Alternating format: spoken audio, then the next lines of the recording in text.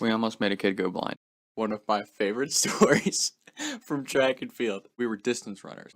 Distance always had to warm up with a couple laps around the track. Now distance running for track is the most miserable, underappreciated thing in the United States of America. I will just say that right now. It's freezing cold. You got to bundle up, but you can't bundle up too much because you're going on long distance runs. It's a really terrible experience. Like it's a mentally grueling experience to be a distance runner for track because you're not important either. Like you might do a couple things that are helpful for the team, but really nobody cares about you. So we are warming up on our typical couple warm-up laps. Now at this time at our high school, they had really bad turf. It needed to be redone, and they had all the little rubber turf pellets that would build up on the edges of the track, right where the track and field came together. So we're on our warm-up lap, and there's this kid, we'll call him Sam. He's a shit starter. So he is picking up chunks of rubber and dropping them in the backs of our shirts, throwing them at our faces at upperclassmen. So eventually the upperclassmen are going to respond. So I'm just like, this motherfucker, like, so I pick up some turf and I'm throwing it back at him. We're sticking it in each other's shirts. And he had been pelting this kid named Joe, good friend of mine. And Joe, growing up in high school with Joe was always a kid he's a kid that got caught in the act. Everyone's doing the same thing, but if one kid's gonna get caught doing something, it's Joe. So Joe gets pelted in the face with a chunk of rubber. Now we're laughing it off at first, but then this kid named Sam, who started the whole thing, continues throwing rubber at Joe.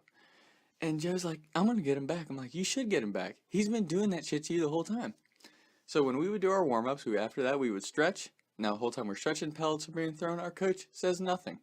And finally, when we get ready to huddle up, and our coach says that we're running this many miles in this area, like tells you the route or whatever, Joe, mafia style, picks up a huge chunk of rubber pellets, walks right over this kid Sam's face, and just, boom!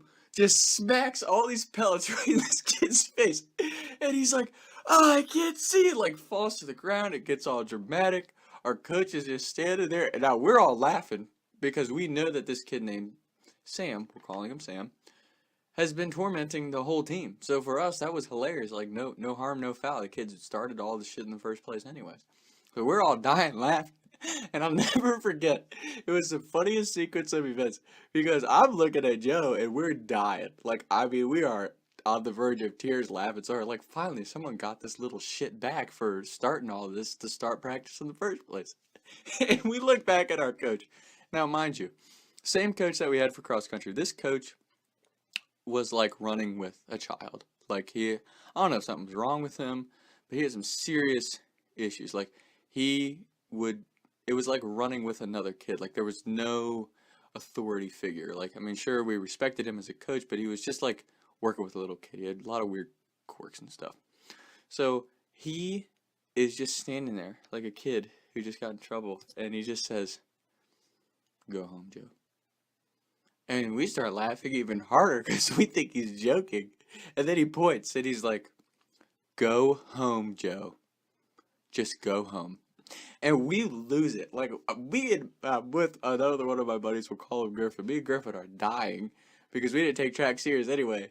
And on top of that, he is sending Joe is also the nicest kid. Like, Joe was the innocent, naive, nice kid in high school. Like, if there was a definition for that kid in high school, it was Joe. So he's sending Joe home like Joe's this big villain, even though the kid that started everything is like being coddled, like, oh, Sam, are you okay? And get sent into the trainer. They wash his eyes out with saline and stuff. Like, what about us? We all got turf and shit in our eyes. No one else said anything. But you're sending Joe home?